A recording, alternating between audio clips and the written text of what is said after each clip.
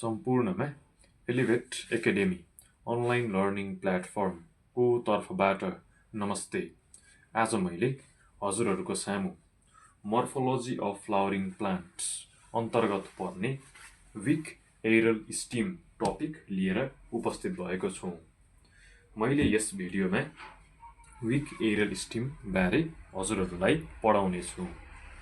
मलाई आशा छ मैले पढाएका कुराहरू तपाईहरुले सजिलैसँग बुझ्न सक्नुहुनेछ। ओके, ल अब हामी आफ्नो टपिकतिर लागौं। यहाँ लेखिएको छ विक एरल स्टिमको पहिलो पोइन्टमा लेखिएको छ। यहाँ पहिलो पोइन्टमा के लेखिएको छ? They are thin, soft, delicate and cannot stand erect by themselves. यो चाहिँ विक एरल स्टिमको क्यारेक्टर अन्तर्गत पर्दछ। विक एरियल स्टिम कस्तो हुन्छ त? यो चाहिँ थिन हुन्छ, पातलो हुन्छ, सफ्ट हुन्छ, डेडिकेट हुन्छ अनि सफ्ट भएको कारणले इरेक्ट स्ट्यान्ड हुन सक्दैन। ओके, त्यो कुरा बुझ्नुस्। अब यहाँ विक एरल स्टिम भनेको ट्विनर्स अनि क्लाइम्बर्स हो। अब ट्विनर्स अन्तर्गत के पर्छ त?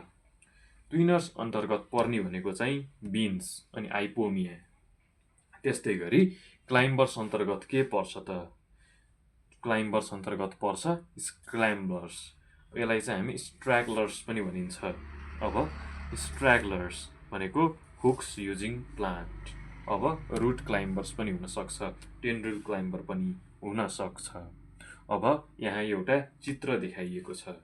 यो चित्रमा के लेखिएको छ त? यहाँ फिगर ए र फिगर बी छ। फिगर ए को के को पिक्चर हो त? फिगर ए मा ट्विनर्स देखाइएको छ। यो गोलो गोलो यसो ट्याक्क राउन्ड एउटा स्टिमलाई राउन्ड पारेर अगाडि गएको छ। मैले यो स्टिक पनि एउटा स्टिम नै हो, यो स्टिमको पार्ट लिएको छु। यो ट्विनर हो। अनि यो फिगर बी मा के छ त? फिगर बी मा क्लाइम्बर देखाइएको छ। ट्विनरलाई हामीले के भन्छौं त? डियोस्कोरिया भन्छौं भने क्लाइम्बरलाई हामी भाइटिस भन्छौं। यो कुरा बुझ्नु पर्यो तपाईहरुले। अब अगाडि के लेखिएको छ त? अगाडि लेखिएको छ, अगाडि यहाँ लेखिएको छ डिफरेन्सेस बिट्विन ट्विनर्स एन्ड क्लाइम्बर्स भनेर यहाँ लेखिएको छ। अब ट्विनर र क्लाइम्बर बीचमा के भिन्नता छ त? ट्विनरको पहिलो पोइन्टमा लेखिएको छ, ट्विनरको पहिलो पोइन्टमा लेखिएको छ rise up by coiling around the support. Twiner कसरी राइज अप हुन्छ त? ट्विनर राइज अप हुन्छ by coiling around the support. मानौ यो के हो? यो एउटा स्टिम हो। यो स्टिममा चाहिँ यसरी राउन्ड राउन्ड स्प्रिङलाई राउन्ड गरेर चाहिँ हैन, त्यसरी नै ट्विनर चाहिँ राइज अप हुन्छ। भने क्लाइम्बर कस्तो हुन्छ त? Possess organs for clinging to the support. हैन, यसले चाहिँ एउटा अर्गन पोज गरेको हुन्छ जसले चाहिँ के गर्छ? यसलाई सपोर्ट गर्छ क्लिनिङ गर्नको लागि। यता हेर्न सक्नुहुन्छ, यता लेखिएको छ organs for clinging the support. Okay, यहाँ पिक्चरमा देखिएको छ। तपाईले क्वालिटीलाई इन्हान्स गरेर पनि हेर्न सक्नुहुनेछ। ल अब यहाँ ट्विनरको दोस्रो पोइन्टमा के लेखिएको छ? No special clinging organs. यता कुनै पनि एउटा स्पेशल क्लिनिङ अर्गन हुँदैन। ट्विनरमा तपाईले कुनै पनि स्पेशल क्लिनिङ अर्गन चाहिँ पाउनु हुँदैन। त्यस्तै गरी क्लाइम्बरमा के लेखिएको र डज नट परफर्म सर्कुम्युटेसन। यसले चाहिँ कुनै पनि सर्कुम्युटेसन टाइपको एक्टिभिटी परफर्म चाहिँ गर्दैन। त्यो कुरा बुझ्नुस्। अब ट्विनरको थर्ड पोइन्टमा के लेखिएको छ त? यहाँ लेखिएको छ स्टिम टिप परफर्म्स। स्टिमको टिप भयो। ओके, यो हेर्नु त, यो स्टिमको टिप। यो भनेको के रहेछ? यो भनेको चाहिँ टिप रहेछ। एक्ज्याक्टली यहाँ भनेको टिप हो। अब स्टिम टिप परफर्म सर्कुम्युटेसन। यसको स्टिम टिपले चाहिँ, ट्विनरको स्टिम टिपले चाहिँ सर्कुम्युटेसन परफर्म गर्दो रहेछ। ओके, अब इक्जाम्पलको रूपमा चाहिँ डियोस्कोरियालाई लिन सकिन्छ। डियोस्कोरिया याम और तरुल भन्छौँ। ओके, याम और तरुल भन्नुस्, एउटै कुरा हो। ओके, अब बिन पनि अर्को इक्जाम्पल भयो। ओके, यतासम्म बुझियो। मलाई आशा छ यति कुरा तपाईले बुझ्नु भएको होला। अब अगाडि बढौं। अब हामीले पढ्छौं types of climbers. Types of climbers अन्तर्गत सुरुमा पर्छ रुट क्लाइम्बर्स, त्यसपछि पर्छ टेन्ड्रिल क्लाइम्बर्स, त्यसपछि पर्छ स्क्रैम्बलर्स, जसलाई चाहिँ हामीले र्याम्बलर्स पनि भन्छौं। अनि अर्को हुन्छ लियानस। यसको बारेमा मैले तपाईलाई विस्तृत रूपमा बुझाउनेछौँ। हामीले सुरुमा रुट क्लाइम्बर्स बारे पढौँ। रुट क्लाइम्बर्सको पहिलो पोइन्टमा के लेखिएको छ त? रुट क्लाइम्बर्सको पहिलो पोइन्टमा लेखिएको छ advantages root which helps in climbing. यसले चाहिँ के गर्छ? एडभान्टेजेस रुट हो अनि यसले चाहिँ क्लाइम्बिङको लागि सहयोग पुर्याउँछ। यसको इक्जाम्पल चाहिँ के हुन्छ? मुख्य त तपाईँले याद गर्ने भनेको यसको इक्जाम्पल हो। यसको इक्जाम्पल अन्तर्गत पर्दछ भ्यानिला अनि इभी। इभीलाई हामी के भन्छौँ त? हाइड्रा नेपालेन्सिस पनि भनिन्छ। त्यस्तै गरी अर्को यसको इक्जाम्पल के हो त? Money plant. प्राय पसलहरूमा तपाईँले देख्नुहुन्छ। यसको साइन्टिफिक नेम के हो त? पाउथस भनिन्छ। त्यस्तै गरी हामी यसलाई पान पनि हुन्छ। ओके, पानको साइन्टिफिक नेम के हो त? पाइपर बिटल हुन्छ। यो कुरा चाहिँ तपाईँले याद गर्नु पर्यो। अब 2 नम्बरमा के लेखेको छ त? टेन्ड्रिल क्लाइम्बर। यहाँ एउटा पी, यो केरा हो, तपाईँले तरकारीको रूपमा खानुभएको होला, हामी सबैले खाएका छौँ। ओके, यहाँ हेर्नुहोस्, लिफ टेन्ड्रिल छ अनि अर्को यता स्टिम टेन्ड्रिल देखाइएको छ। ओके, यहाँ इक्जाम्पलको रूपमा के देखाइएको छ? Garden pea. गार्डन पी, यसको साइन्टिफिक नेम के हो त? हामी सबैलाई थाहा भएकै कुरो हो, मेन्डेलले त्यत्रो एक्सपेरिमेन्ट गर्नुभएको। यसको साइन्टिफिक नेम हो पाइसम सेटाइभम। अनि स्टिम टेन्ड्रिल्सको इक्जाम्पलको रूपमा लिएको छ, केलाई लिएर छ? स्टिम टेन्ड्रिल्सको रूपमा लिएको रहेछ कुकुर बिट्सलाई। ओके, यो कुरा तपाईँले ख्याल गर्नु पर्यो। अब 3 नम्बरमा के लेखिएको छ त? 3 नम्बरमा रहेको छ स्क्रैम्बलर्स अथवा ऱ्याम्बलर्स। प्राय नेपाली राइटरको बुकमा स्क्रैम्बलर्स लेखेको हुन्छ भने तपाईँले इन्डियन राइटरको बुक हेर्नुहुन्छ भने त्यहाँ ऱ्याम्बलर्स लेखेको पाउनुहुन्छ। अब पहिलो पोइन्टमा हेरौँ। पहिलो पोइन्टमा के लेखिएको छ त? स्क्रैम्बलर्स अथवा ऱ्याम्बलर्स भन्नुहोस्। यसको पहिलो पोइन्टमा के लेखिएको छ? बुझ्नुपर्ने कुरा के हो त? use pointed sharp structures like thorns। Thorns भने के बुझ्नुहुन्छ? थोर्न्स भनेको काँडा हो, hooks, spines etcetera for climbing. अब स्क्रैम्बलर्सले क्लाइम्बिङ गर्नका निम्ति के पोज गरेको हुन्छ? काँडा पोज गरेको हुन्छ, थोर्न्स, हुक, स्पाइन्सहरू पोज गरेको हुन्छ। यो कुरा चाहिँ याद गर्नु पर्यो। अब हामी अगाडि बढौँ। अगाडि के लेखिएको छ? यहाँ लेखिएको छ पहिलो पोइन्टमा के लेखेको छ? बाउगेनभिलिया। बाउगेनभिलिया के हो त? Glory of the garden. पहिला सुन्नुभएको होला तपाईँहरूले। ओके, यो चाहिँ के को इक्जाम्पल हो? यो चाहिँ एउटा थोर्न क्लाइम्बरको इक्जाम्पल हो, त्यो बुझ्नुहोस्। अर्को नम्बरमा के लेखिएको छ? बिगोनिया युगिस क्याटी भनेर लेखिएको छ। ओके, यसलाई चाहिँ हामी के भन्छौँ? क्याट्स नेल पनि भनेर भन्छौँ। यो के को इक्जाम्पल हो त? यो चाहिँ हुक क्लाइम्बरको इक्जाम्पल हो। यति कुरा बुझ्नुहोस्। त्यस्तै गरी 3 नम्बरमा के लेखिएको छ? 3 नम्बरमा लेखिएको छ एट्रा बोट्रिस भनेर लेखिएको छ। अब यो के को इक्जाम्पल हो त? यो हुक क्लाइम्बर हो। हुक क्लाइम्बर हो जहाँ चाहिँ in which inflorescence axis peduncle is modified into hook. Peduncle केमा मोडिफाई हुन्छ त? पेडङ्कल चाहिँ हुकमा मोडिफाई भएको हुन्छ। मलाई आशा छ तपाईँले स्क्रैम्बलर्स र रम्बलर्स पनि बुझ्नुभएको होला। अब हामी 4 नम्बरमा जान्छौँ। लियानस। लियानस भने के हो त? लियानस भनेको थिक एन्ड वुडी क्लाइम्बर हो। थिक एन्ड वुडी क्लाइम्बर हो जसले क्लाइम्ब गर्न सहयोग पुर्याउँछ। यसमा हामीले पहिलो पोइन्टमा के बुझ्नु पर्यो त? पहिलो पोइन्टमा लेखिएको छ lianas are commonly found in tropical rain forest. Lianas कहाँ पाइन्छ त? प्राय ट्रपिकल रेन फरेस्टमा पाइन्छ। यसको इक्जाम्पलको रूपमा तपाईँले के याद गर्नु पर्यो त? इक्जाम्पलको रूपमा तपाईँले याद गर्नुपर्ने भनेको चाहिँ के हो? नेटम हो। नेटम भनेर याद गर्नु पर्यो। बाहुनिया भ्याली भनेर याद गर्नु पर्यो, जसलाई चाहिँ हामी फ्लोरा भनेर भन्छौँ। ओके, यति बुझ्नुभयो। अब हामी अगाडि बढौँ। यहाँ के लेखिएको छ त? यहाँ के लेखिएको छ हेरौँ त। ओके, यहाँ के लेखिएको छ? क्यामेरा मिलोस्। ल, मिल्यो। ल, यहाँ हेरौँ। यहाँ के लेखिएको छ? अन्डरग्राउन्ड सबटेरियन मोडिफिकेसन अफ स्टिम भनेको छ। अन्डरग्राउन्ड सबटेरियन मोडिफिकेसन अफ स्टिममा के बुझ्नु पर्यो त? यहाँ 3टा पोइन्टमा बुझाइएको छ। यति 3टा पोइन्ट जानुभयो भने कक्षा 11को भाइ बहिनीहरूलाई यति पर्याप्त छ। ल, पहिलो पोइन्टमा के लेखिएको छ त? पहिलो पोइन्टमा लेखिएको छ basically for the purpose of perennation, food store and भेजिटेटिभ प्रोपागेसनको लागि यो काम आउँछ। त्यस्तै गरी दोस्रो पोइन्टमा के लेखिएको छ त? Verination remains alive during unfavorable condition and resumes growth during the favorable condition. Verination कहिले ग्रो हुन्छ त फेभरेबल कन्डिसनमा ग्रो हुने भयो, कहिले ग्रो नहुने भयो त अनफेभरेबल कन्डिसनमा चाहिँ भेरिनेसन हुने भएन, ग्रो हुने भएन। यति चाहिँ याद गर्नु पर्यो। ओके ल, अब 3टा पोइन्टमा बुझाउने प्रयास गर्छु। बुकमा चाहिँ अब धेरै लेख्या होला, मुख्यतः हामीले यो 3टा पोइन्ट याद गर्नुपर्छ। ओके ल, अब तेस्रो पोइन्टमा के लेखेको छ त? तेस्रो पोइन्टमा के लेखेको छ? Underground stems are not roots. Underground stems भनेको के हो त? रुट भन्न पाइयो त? पाइएन। किन भन्न पाइएन? किनभने because they possess nodes, internodes, scale leaves and buds. तपाईँले नोड्स, इन्टरनोड्स, स्केल लिप्स अनि बर्ड्स भने बुझ्नु भएको छ। मैले यो भिडियोको पार्ट 1 मा नै बुझाइसकेको छु। मेरो हातमा के छ? मेरो हातमा एउटा स्टिम छ। यहाँ के देख्नुभयो? यो के हो? यो नोड हो। यो के हो? हेर्नुहोस् त, नोड हो। यो नोड र नोड बिचको डिस्टेन्सलाई हामी के भन्छौँ? हेर्नु त, देखिया छ? यो नोड र नोड बिचको डिस्टेन्सलाई हामी इन्टरनोड भन्छौँ। यति चाहिँ बुझ्नु पर्यो। ल, अब अगाडि बढौँ। अब हामी के को बारे पढ्छौँ त? अब हामी राइजोम बारे पढ्छौँ। यहाँ सुरुमा के लेखिया छ त? यहाँ के लेखिया छ? Horizontally grows underground. राइजोम कसरी ग्रो गर्छ त? अन्डरग्राउन्ड ग्रो गर्छ। Underground stem with distinct node and internode called rhizome. Rhizome कसरी ग्रो गर्छ? होरिजेन्टली ग्रो गर्छ। कसरी? कहाँ?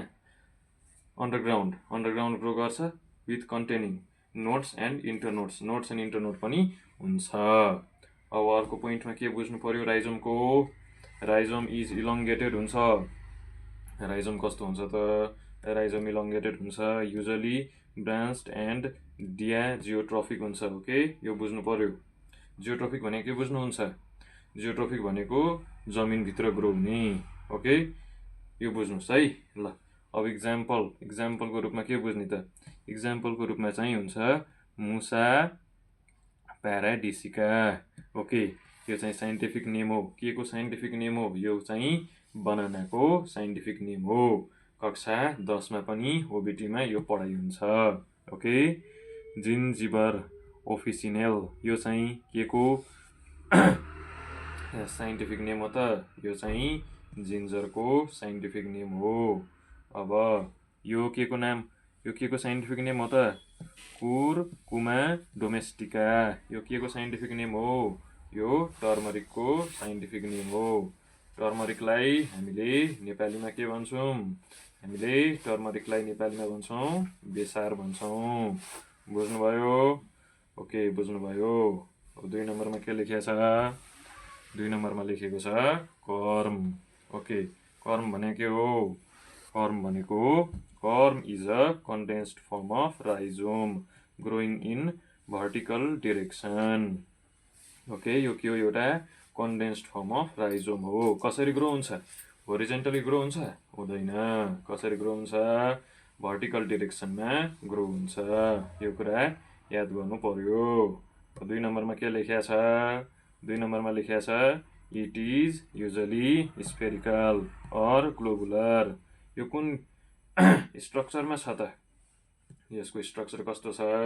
यसको स्ट्रक्चर छ ग्लोबुलर। ओके, यो ग्लोबुलर स्ट्रक्चरको छ इन सेप एन्ड अनब्रान्च्ड। यो ब्रान्च छ त? छैन नि, यो छ अनब्रान्च्ड। यति बुझ्नु पर्यो। ओके, बुझ्नु भएको होला। ल, अगाडि बढौँ। के लेख्या छ त? ल, 3rd पोइन्टमा के लेख्या छ? Korma is क्यारेक्टराइज्ड by circular nodes. यो फोटोमा हेर्दै हुनुहुन्छ, यो चित्रमा के छ? यो गोलो गोलो गोलो के हो त? यो गोलो गोलो गोलो भनेको सर्कुलर नोड्स हो। यो कुरो बुझ्नु पर्यो। अब उदाहरणको रूपमा के लिएको छ? इक्जाम्पलमा के छ त? इक्जाम्पलमा छ कोलोक्यासिया। कोलोक्यासिया। कोलोक्यासिया भने के हो? पिँडालु। ओके, अलि अर्को के छ त? अर्को के भयो त? कोलोकम एटमनेल। ओके, एउटा याद गर्नुहोस्। ओके, पिँडालु भनेर याद गर्नुहोस्, सजिलो हुन्छ। अब नोटमा हेरौँ। नोटमा के लेखिएको छ त? Corm is Colchicum autumnale fam Liliaceae. Okay, fam भनेको के हो? Family. Family Liliaceae is a source of an alkaloid colchicine. Mitotic poison. Okay, यो कुरा बुझ्नुभयो, एउटा माइटोटिक पोइजनको रूपमा काम गर्छ। ओके, अब colchicine induces polyploidy by polyploidy, euploidy, aneuploidy. Polyploidy चाहिँ कक्षा 12मा पढाइ हुन्छ।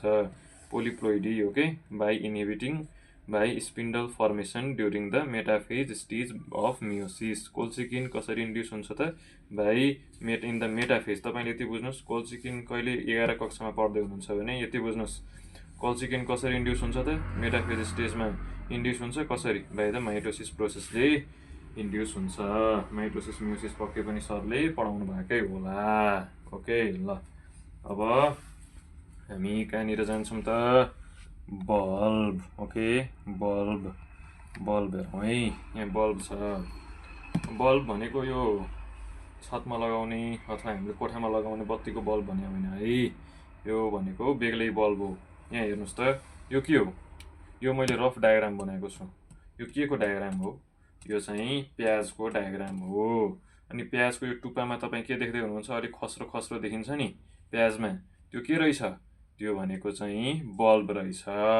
यति बुझ्नु पर्यो, त्यसलाई हामी बल्ब भन्छौँ। बुझ्यो? ल अब अगाडि बढौँ। के लेखेको छ पहिलो पोइन्टमा? के लेखेको छ? पहिलो पोइन्टमा लेखेको छ, contains a extremely reduced and condensed node represented by with fleshy leaves. Okay, अब प्याज खानुहुन्छ। अब तपाईँले खाने प्याज कस्तो हुन्छ त? फ्लेसी टाइपको हुन्छ हो। जुन प्याजलाई हामी खान्छौँ, जुन पार्ट हामी खान्छौँ त्यही भनेको के हो? फ्लेसी लिभ्स हो। लिभ्स, त्यसलाई नै हामी फ्लेसी लिभ्स भन्छौँ। ओके, ल अब जुन त्यो टुप्पो छ प्याजको खस्रो खस्रो टाइपको, त्यो के हो त? बल्ब हो। त्यो बल्बले के स्टोर गर्छ त? बल्बले स्टोर गर्छ, bulb stores food in fleshy leafy scales स्वालन leaf bases. Okay, त्यसले के स्टोर गर्ने भयो त? त्यसले चाहिँ फुड स्टोर गर्ने भयो। अब इक्जाम्पलमा लिएको छ, इक्जाम्पलमा के लिएको छ त? ओनियन, मैले भनिसकेँ, एलियम सेपा।